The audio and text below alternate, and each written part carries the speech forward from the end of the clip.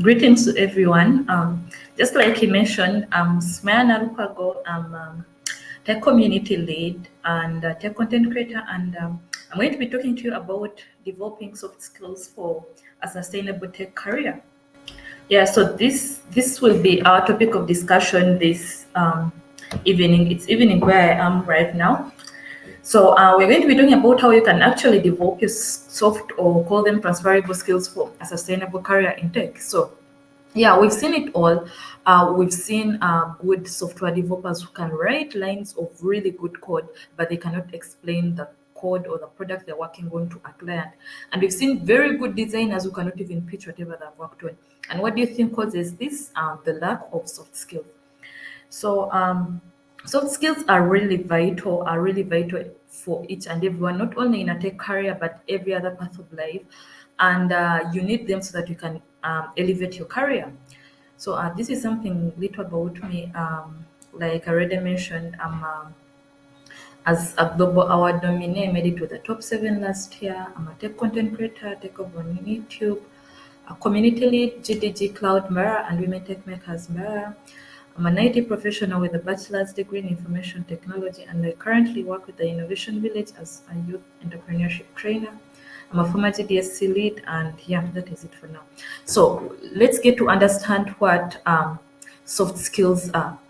So you can as well call them transferable skills because these are like skills that are really not tied to any of the professions. You can carry them from your medical career to maybe a tech career, like you can carry them along with you. They are really not tied to any job, any industry.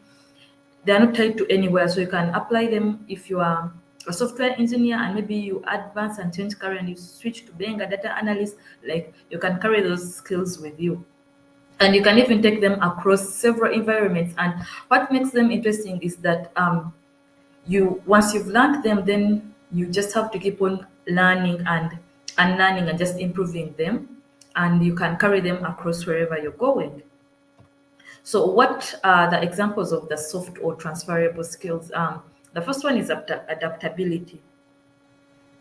All right, the first adaptability is like one's ability to be able to fit in a new environment. Take an example of you've switched an environment, you've been moved to a new job, a new location, and everything is literally new. How you're going to be able to try to fit in the new environment will show how you're good at adaptability. You being able to meet new people, to work with a new environment, like that whole process of you learning to live in a new environment is what we call adaptability. So as people in tech, we need to know how we can be adaptable.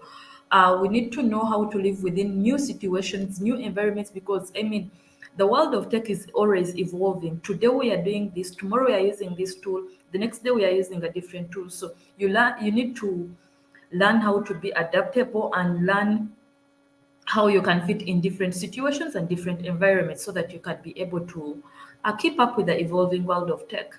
Then the other soft skill is communication. Communication cuts both ways, written and virtual communication. You need to be able to you need to be able to communicate, speak to people formally. You need to be able to be good at writing emails, communicating on social media. Like your communication should really be formal. And this does not stop only in a working environment, but it goes beyond to your peers. I mean, it all starts with how you communicate to your fellows, then it transitions into how you communicate with the people you work with. So let's try as much as we can to practice how we can communicate formally, both verbally and written communication. Then one other vital soft skill that is really good is collaboration, because in the world of tech, you can never work alone. We work in teams, we work with people. So one has to have good collaboration skills. You need to know how to work within a team, how to respond to queries within a team, generally working with people, because you can never work alone in tech. So if you're the kind, most people in tech are introverts, but you need to learn how to work with other people, and so that you can be successful. Then one other vital one is problem solving. Problem solving is one's ability to find a solution for something that has just happened. So if you are a product designer and maybe you've delivered a product to a client and they are saying that this is not what they requested for, how are you going to handle the angry client? Are you going to be mad at them and respond to them in very bad language, or you're going to first listen to them, then maybe communicate to them well later? Like how you handle simple problems in a work environment shows how good you are at problem solving skills.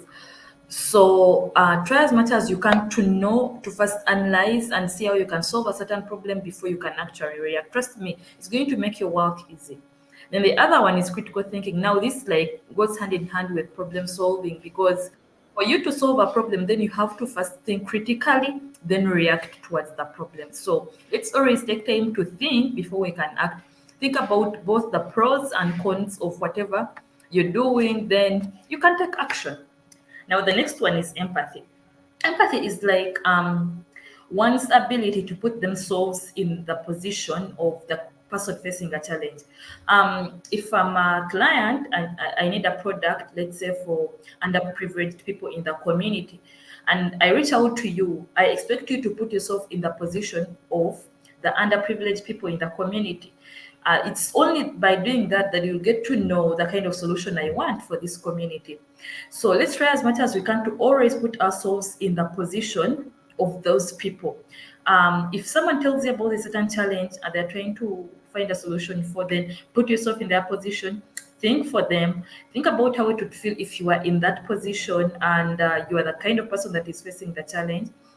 Then it's through that you'll actually easily create a solution, because I mean you're now feeling it, you know the disadvantages, you know all the challenges that come along with that, so you will easily create a solution. Then the other one is leadership. We all have to portray leadership skills in whatever we do. You don't necessarily have to have the CEO position, the lead manager, the operations lead position for you to become a leader. No, you can portray leadership in by simple steps. You being the person that reminds people to submit reports, you like those simple things, and you doing them on your own. If you're always the first person who will submit monthly reports, who does the follow-ups, who reminds the team on what they're supposed to do, then trust me, by doing those small things, then you're being a leader, and even the leadership positions will actually locate you. Then time management. We really need to prioritize time management if we really want to be successful in tech. And you can only prioritize time by doing like simple things, getting to an appointment, let's say 10, 5, 15 minutes before.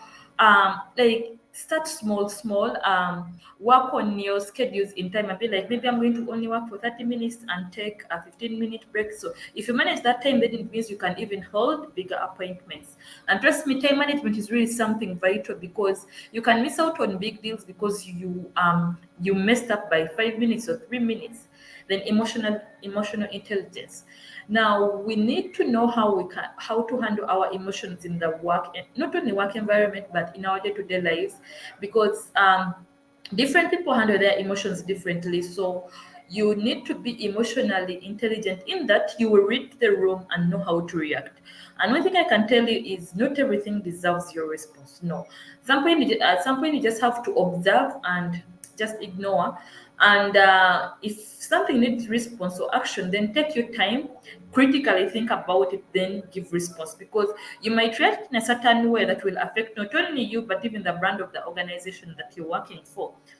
So try as much as you can to manage your emotions, especially in a work environment, because a lot really comes up in work environments. So try as much as you can to manage your emotions. I know it's not easy, but once you do simple steps like thinking before you react, taking your time off, like moving away from, as in let's say someone try to pick on you and you just take a step away, trust me, to make it easy for you. Then creativity.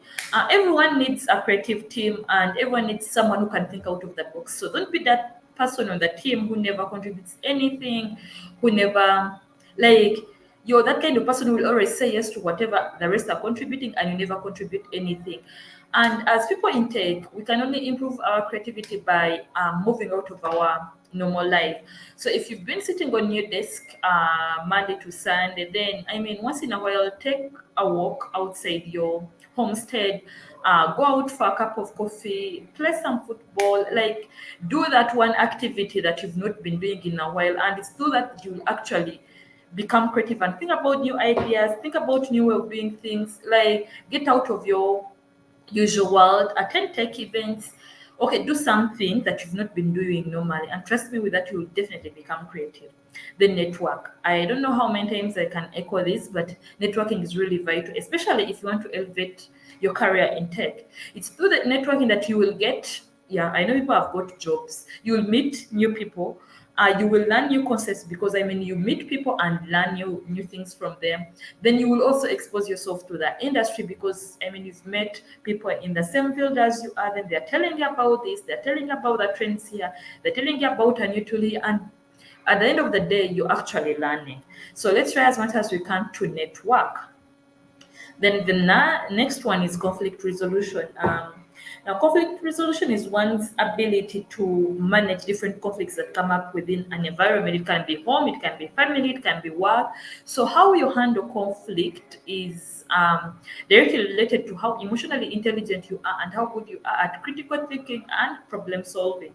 So let's try as much as we can to join these all together and solve different conflicts. Not every other conflict in a workplace requires your effort. So at some point, you just have to ignore. You don't have to put yourself into something that does not concern you. And if it's something that has been brought to you, then try as much as you can to solve it so that both parties are not affected. So next, so yes, we've seen the soft skills. We've seen how we can actually nurture them and apply them. So how can we develop them? You're this developer, you've been writing several lines of code, you've been working on projects, but you actually don't know how to present them. So how can you develop your transferable skills? Let's get into it. So first, you need to focus on communication because communication is like the driver of it all. You need to know how to communicate for you to be a good problem solver, or like you really need to know how to communicate. So how can you focus on communication? First, learn how to write formally. I mean, we now have a variety of tools. We now have AI tools. We have tools like Grammarly. We really have a variety of tools that you can use to communicate formally. So make use of the tools, take communication courses. There are several platforms that offer courses, and then be good at it. And once you're good at it, then you can now focus on the next. You can now focus on the other skills. Then the other thing you can do is become a team player. Be the person that takes on roles. Be the person that does tasks without being forced. Be the person that does tasks without being pushed. You don't have to remind Sumaiya to send in a report, or to, be the person that will do something before you're actually even reminded. Do things on time. Then develop your problem solving skills. Now, this you can start with simple skills. Are solving the bugs in your code, maybe working on the hardware of your computer if you face a challenge, like simple things. And it's through that, you thinking through the whole process of problem solving, that you will actually be able to solve larger problems than that. Then one thing I can tell you is you have to embrace continuous learning because you cannot learn everything in a day or in a year, and you will have to keep on learning, relearning, and unlearning as you go on. So prepare your mind, prepare your brain for continuous learning. Be willing to learn every other single day. Then one other thing you have to do is identify key areas of improvement, because yes, you focused on communication, you've taken the course, you've become the team player, you've developed your problem skills, but I mean, there is always something to improve because you can never be perfect. So you will realize that maybe this one communicates this and this way, then that means you have to improve it. Or maybe in my field, this is how we communicate. You've moved to a new environment and this is how they communicate. So you have to learn and improve accordingly.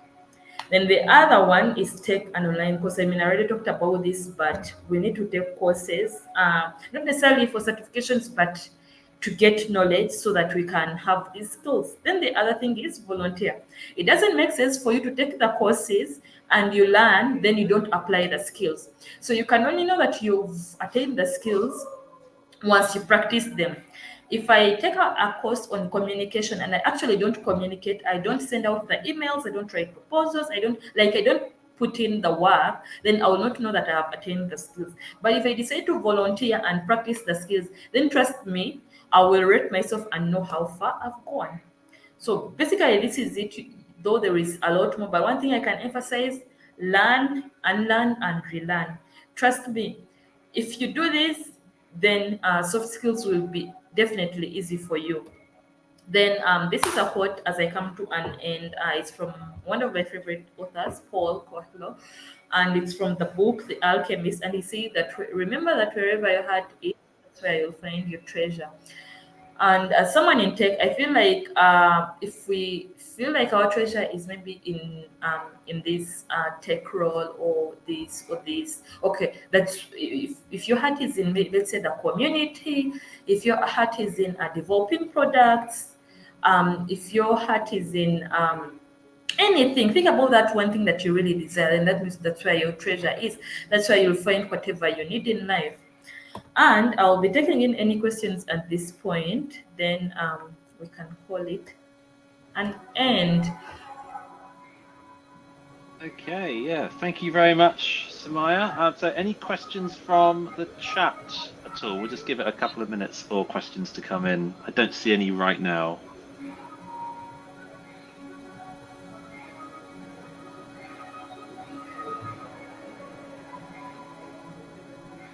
Sounds like you got some music in the background there. You got the outside, like a festival or something. Oh, or there's something in just in the next block. Awesome. I don't see any questions coming in. I would say, as you were talking, I was reminded of a piece of advice that I had in my previous company. So I was always told that I never suffered fools or very easily, and I needed to work better with others. And someone told me that I needed to assume positive intentions of whenever anyone would do or say anything. And I found that whenever I assumed that someone had the best of intentions doing whatever it is that they were trying to do, it gave me a little bit more empathy towards how they were acting, and I put myself in their shoes a bit more. So that's certainly something that I got reminded of as you were talking. But yeah, I don't see any more questions. So other than that, I will. I guess we can end there, and we've got another. I think it's 15 minutes until our next presenter. So yeah, we can. I'll leave it over to you, Sumaiya, to do the closeout and give your social details if anyone wants to connect with you. Thank you so much, Campbell. Thank you so much for being the host. I really appreciate, and I wish you all the best. Have a good day. Thank you.